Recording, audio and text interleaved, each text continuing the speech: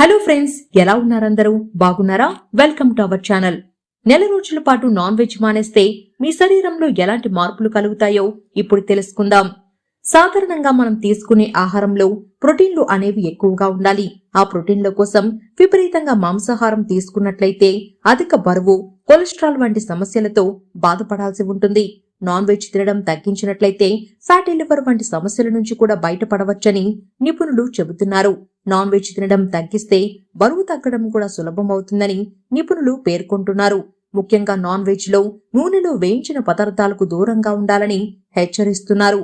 Non veg ఆహారంలో తీసుకోవడం తగ్గించడం వల్ల మీరు పెద్ద మొత్తంలో థైరాయిడ్ సమస్య నుంచి కూడా బయటపడే అవకాశం ఉందని వైద్య నిపుణులు చెబుతున్నారు.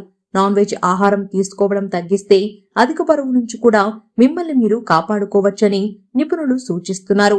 అయితే ముఖ్యంగా నూనెలో బాగా వేయించిన మాంసాహారం ఆరోగ్యానికి మంచిది కాదని, తద్వారా క్యాన్సర్ వంటి వ్యాధులకు కూడా కారణం కావచ్చని హెచ్చరిస్తున్నారు.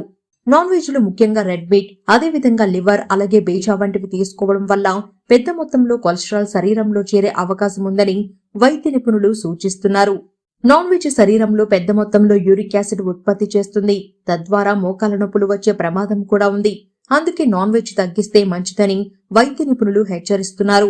వైద్య నిపుణులు నాన్ వెజ్ విషయంలో చెబుతున్న ముఖ్యమైన విషయం, ఎవరైతే నాన్ వెజ్ ఆహారానికి దూరంగా ఉంటారో వారికి జీర్ణ సమస్యలు, గుండె సమస్యలు వంటివి వచ్చే అవకాశం ఉండదని కూడా సూచిస్తున్నారు. విన్నారు కదా, నెల రోజుల పాటు నాన్ వెజ్ తినకపోతే ఎటువంటి ప్రయోజనాలు కలుగుతాయో తెలుసుకున్నారు కదా. మరిన్ని ఇంట్రెస్టింగ్ వీడియోస్ తో మళ్ళీ కలుద్దాం. నమస్తే.